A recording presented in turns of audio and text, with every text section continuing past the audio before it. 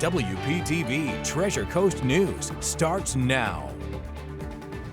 In the wake of COVID protections expiring, more people are being evicted from their homes. Treasure Coast County offering help as nearly 1,000 residents face homelessness. And school's out for the summer, but for many students, food insecurity is the reality at home. How Martin County's repurposing an old bus to get kids fed.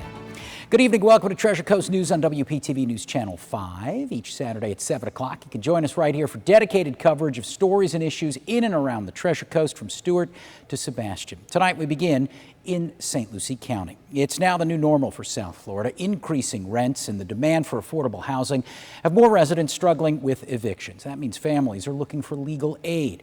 Brianna Desperal shares how one local mother plans to push forward following her eviction notice. It's every renter's worst nightmare. Stress levels have been insane for the last couple of days. Single mom Katie Reister is now being evicted. It's just really hard. Like, I'm in a bind and don't know where to turn. Paying rent was never an issue for Reister until she had to take a medical leave of absence earlier this year. I had to take time off of work. It's like I work almost 90 hours a week between my two jobs just to support my kids. Like, it's hard. Now Katie is being priced out of her home after she was given this eviction notice for not paying last month's $1,300 rent. I have 30 days to find somewhere to live, and in today's market, it's hard. It's a cycle we're seeing all over our viewing area. Many of you letting us know about similar situations. All it takes is 1 month, and a landlord has the right to evict you for just 1 month behind. The Legal Aid Society is sitting down with renters to provide help to prevent an eviction. They're having an increase of rent. People are having a medical issue. This is something I heard already twice today, and it's something that so many people are having. It's a housing crisis, and it doesn't seem to have a resolution. I don't see how that's going to change unless something is done to kind of manage a lot of this cost for people. Continued rising costs now leaving renters uncertain for the future. You toss and turn, because if you can't find somewhere to go, where do you take your kids? Like, my job is to protect them and to support them, and I feel like I'm letting them down because what do you do? Now Reister says she has started to look for another place to live, but can't seem to find anything she can afford. She says she plans to reach out to the Legal Aid Society for help before it is too late. In Palm Beach County, I'm Brianna Desperal, WPTV News Channel 5. A piece of Port St. Lucie history getting a new lease on life. Crews started renovations on the historic Peacock Lodge and Peacock House. The work will restore both buildings back to their former glory in the Port District next to the city's botanical gardens. The renovated lodge will also feature a museum and gift shop. Work expected to be completed by next spring. Thanks to a new sales tax holiday, parents can now save on diapers. But for some parents who struggle to make ends meet, it may not be enough. Treasure Coast Food Bank wants you to know you can take advantage of their Happy Baby Diaper Pantry. CEO Judy Cruz tells us around 700,000 families in Florida have trouble paying for diapers, and with many items costing more these days, she says diapers are one area parents should not have to cut corners. A regular baby on normal changes, I think it's like something like 50 diapers a week that they go through, and parents have been doing things that, you know, in good times you normally wouldn't have to do, and that would be like leaving your baby in the diaper longer, and those add to long-term health issues for the child. Reach out. We've got that on our website at WPTV.com. School's out for the summer, but for many that can mean some hungry days ahead. In an effort to nourish young minds and young bodies, the Martin County School District is providing free meals all month long. The Food and Nutrition Services Division repurposed an old school bus and made it into a mobile kitchen and dining area for students. Coolers are packed with nutritious meals for every child. There's also free onboard internet and activities for the kids to enjoy. They can't learn if they're hungry.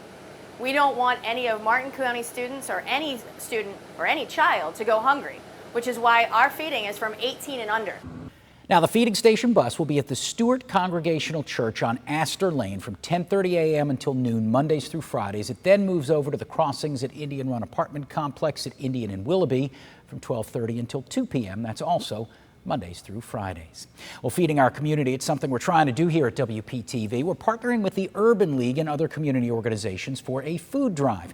We're collecting monetary donations that the Urban League will turn into fresh fruits, vegetables, and non-perishable food items. You can donate via texting this QR code or online. An out-of-this-world experience for a group of Indian River County students that took them all the way to the International Space Station. About 15 to 20 kids from the Gifford Youth Achievement Center took part in a live stream discussion with astronauts on board the space station. This week, students had 20 minutes to ask as many pre-recorded questions as possible. And my question is, how do you sleep in the space station? Sleeping in the space station took a lot of getting used to, at least for me. So we have sleeping bags. They're blue sleeping bags, and we have a small little crew quarters that's like a little closet like you can see on the screen here. Before the event, students also held a science fair where they got to show off their summer projects. The Gifford Youth Achievement Center is a nonprofit that will be celebrating its 25th anniversary next year. Celebrations in order for one Martin County High School student whose artwork is one step closer to being featured on Google's homepage. Sophia Rackliou, her design for the prompt "I care for myself by ... was the Florida winner for the Doodle for Google competition. She's now up against the other state winners. That overall winner gets a $30,000 scholarship, and the school gets $50,000 to upgrade their campus technology. We've got a link to vote if you want to help on our website at WPTV.com.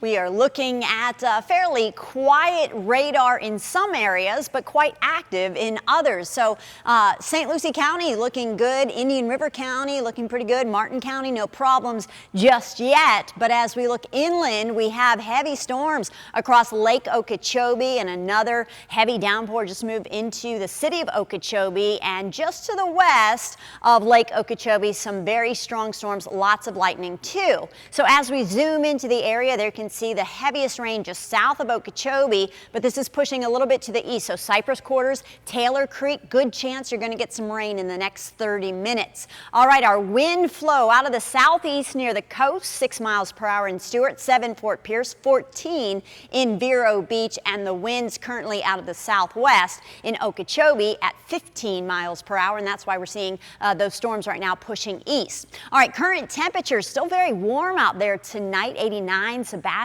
88 degrees in Vero Beach, 84 Port St. Lucie, 85 Fort Pierce, and in Okeechobee we're talking about 86 degrees. But you factor in the humidity, it feels like 90 in Fort Pierce, 96 degrees in Vero Beach, and feeling like 99 degrees in Okeechobee. So what's on tap for your Sunday? Will we be as hot? And what about those storms? What's the best time to get outside? I'll have all those answers coming up in a few minutes.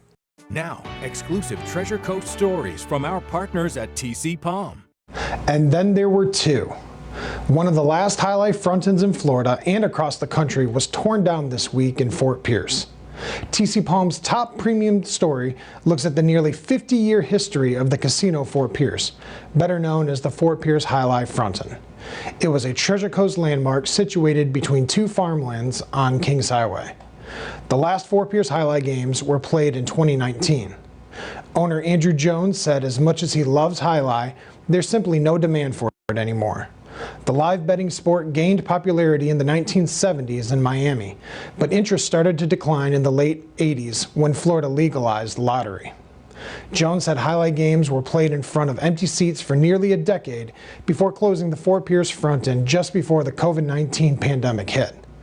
There aren't many Highlight players left either. Demolition on the 78,000 square foot building started weeks ago, but most of it was torn down this week. Cleanup work will continue for a few more weeks. Jones plans to relocate the casino somewhere in St. Lucie County, but it will not have Highlight. At the sport's peak, there were 14 frontons across the U.S. Today, only Dania and Miami offer year-round competitions. For more exclusive Treasure Coast stories, visit tcpalm.com/premium. I'm Executive Editor Adam Neal for TC Palm. Well, the school year, it's right around the corner, actually. And right now, local school districts need teachers. Coming up, the search to fill those spots. And the Army Corps of Engineers wants to tear them down. What's behind one couple's fight to save these trees from becoming pulp? And we're tracking some showers and storms right now. So how will that impact the rest of your Saturday evening? I'll let you know coming up after the break. This is WPTV Treasure Coast News. The rush is on to fill countless teaching jobs across our area as the state and the country deal with a serious teacher shortage. Education leaders say fewer college students are going into the teaching profession, and it's leaving a big gap. WPTV's education reporter Stephanie Susskind shows you how a job fair in St. Lucie County helped fill some of their openings. From elementary to middle to high school, this room right now is full of school leaders trying to hire teachers to start school next month. Now, St. Lucie Public Schools says they're looking to fill about 211 positions. That is a little bit more than usual for this time of the year, but leaders say that's because they created about 60 new teaching jobs to help combat learning losses because of COVID. Now, they say they are working to fill those positions before the school year begins in August, and some people we spoke to were actually offered teaching jobs right here on the spot today. I really just am not fulfilled in my life currently, and I've always loved being around kids, loved teaching. Like I said, I taught kindergarten. I'm feeling amazing. I'm so excited. I can't wait to start and dip my feet in and do something different. Stephanie Susskind, Fox 29 News. We've got you covered. Well, this week, more than 15 people are getting help from the Red Cross after fire ripped through a home in Fort Pierce. I was on the scene and got a visual reminder of what happens when fireworks are handled incorrectly. This is my dad when he was a baby. Shantara McKelliver brushes away the soot from her precious family pictures. I really don't know how to feel. On the 4th of July, she was celebrating a nephew's birthday in Port St. Lucie when a neighbor called that her home was on fire. I was the first one to get here.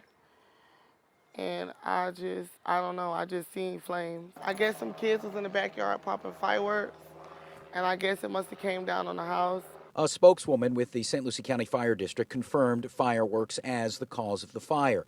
Pictures on social media show the intensity of the flames. There was one person inside at the time of the fire, an 18-year-old woman. She tried to come out through the front door, but it was too hot to touch, so she ended up busting out this window to get the attention of rescuers. The clothes of Shantara's 7 children now in sooty piles outside. So what now?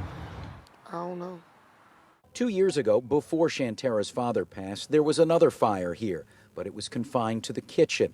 Now she and other family members who live in the neighboring units must figure out what's next. Maybe God got something better for us. The Red Cross has stepped in to provide temporary shelter and other necessities. The St. Lucie County Sheriff's Office is welcoming its first female canine handler. Meet Deputy Brittany Kubler and 15-month-old Yellow Labrador Mila. She is a single-purpose narcotics canine. Deputy Kubler and Mila excited to begin their new assignments with the School Resource Unit. In Okeechobee County, a couple set on saving trees nearly 100 years old. They say that the Army Corps of Engineers plans to cut them down, so they enlisted Contact 5 investigator Dave Bowman, hoping to save those historic trees. Beautiful cypress trees that have been here since the 30s and 40s. Marge and Don Dudenhofer live along the C-47 Canal in Okeechobee County and claim the cutting of trees disturbs the balance of nature and their quality of life. I did have a bald eagle there for many years, and he left about 6 months ago. Otherwise, we probably could have saved this whole area with that one bald eagle. Marge Dudenhofer reached out to Contact 5 to see if we could get answers as to why the trees were being cut down. And we in turn reached out to the Army Corps of Engineers. They told us they're cutting down trees to strengthen the dike that keeps the east side of Lake Okeechobee from flooding. The Corps of Engineers admits it wants to work fast because it wants to get as much work done as possible before hurricane season. The Corps also gave us a statement via email. I was able to confirm with our operations folks that we have not removed any cypress trees and will not be removing any cypress trees per our policy and protocols. The Dudenhofers, though, say they're certain cypress trees have been axed. And these are ancient cypress, have to be saved. Marge Dudenhofer says the removal of all trees, cypress or otherwise, will be a loss for neighbors and the birds who flock to them. And that was Dave Bowman reporting. Time now to look at the weather. And Kate, just looking at the radar there, it was a bit busy not too long ago. Things seem to be quieting down now.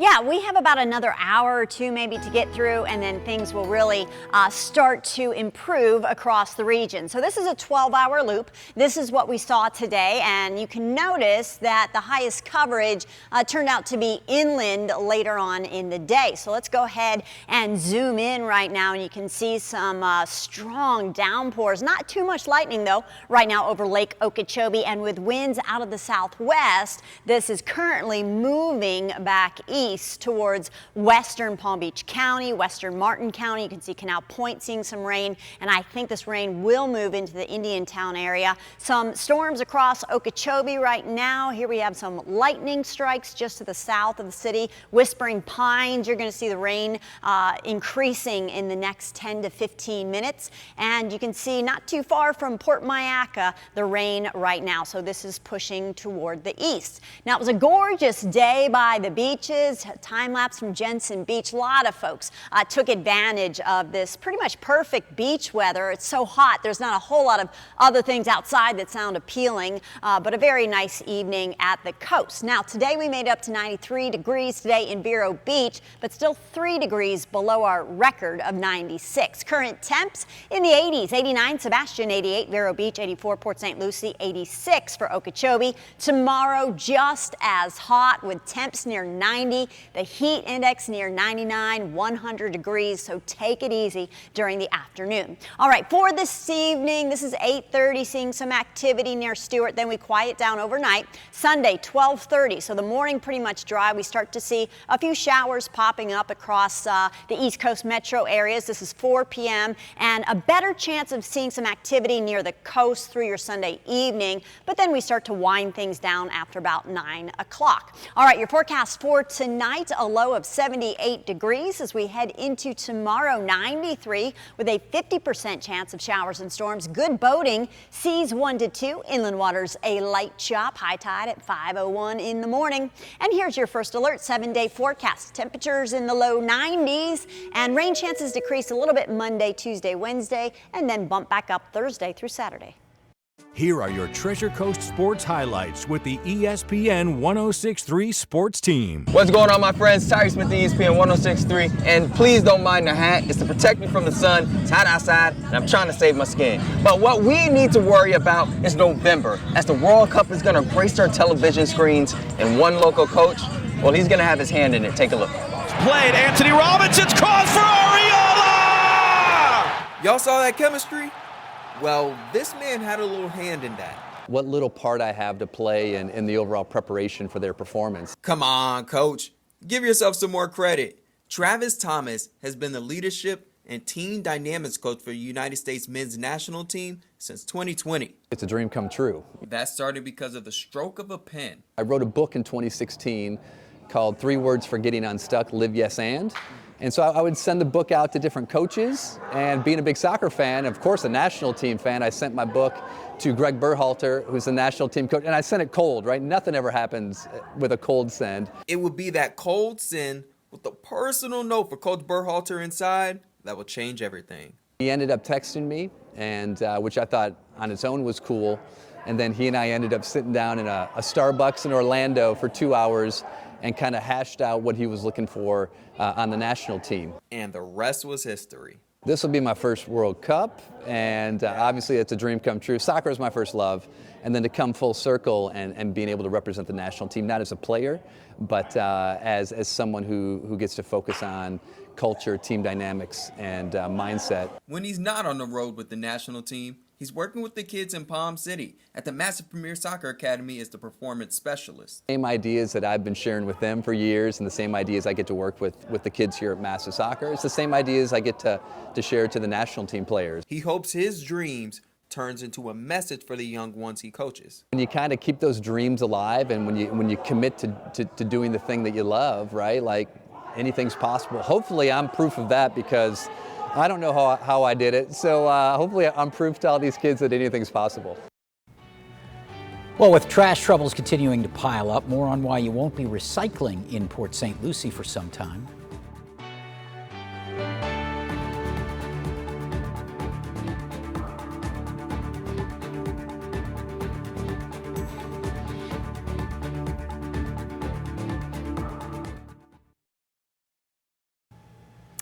A health warning, a toxic algae bloom reported in Canal Point this month that's considered at least 20 times more toxic than what health experts say is safe for you to swim in, drink, or even recreate around. Now, if you don't know where Canal Point is, it's north of Pahokee on Lake Okeechobee and south of Port Mayaca in Martin County. WPTV Treasure Coast News reporter Megan McRoberts has a look at the bloom.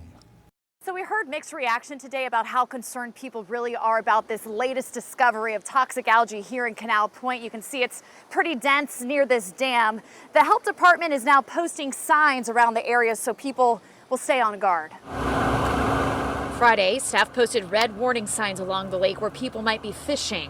Toxic algae can make you sick if you drink water with it, swim in it, or eat shellfish from that water. This picture from the Florida DEP shows toxic levels 20 times higher than the health advisory limit, which caught Congressman Brian Mast's attention. Where this algal bloom is located right now, sitting at Canal Point because of the winds, if the Corps of Engineers were to open up that structure there, it would directly flow to the water that leads into Grassy Waters, the drinking water supply for much of West Palm Beach. In a statement, the city of West Palm Beach said, quote, the city's drinking water remains safe to drink and that the city's water supply remains free of any visible signs of a blue-green algae bloom. Palm Beach County Commissioner Melissa McKinley also said, quote, it is common this time of year for cyanobacteria blooms to occur in Florida's surface waters. We are aware of the reported bloom near Canal Point. She also said the water management structures there are not open and not flowing water, so the bloom isn't being transferred downstream. Some folks who spend a lot of time by the lake also said for now they're not too worried. The last several years it comes and goes every year. You'll still come out to the lake, you're not too worried? Nope. Now, in the last 30 days, crews have taken at least 20 other samples around the east side of the lake. There were some toxins detected, but they were not at the level that would be considered for now harmful to your health. Megan McRoberts, Fox 29 News.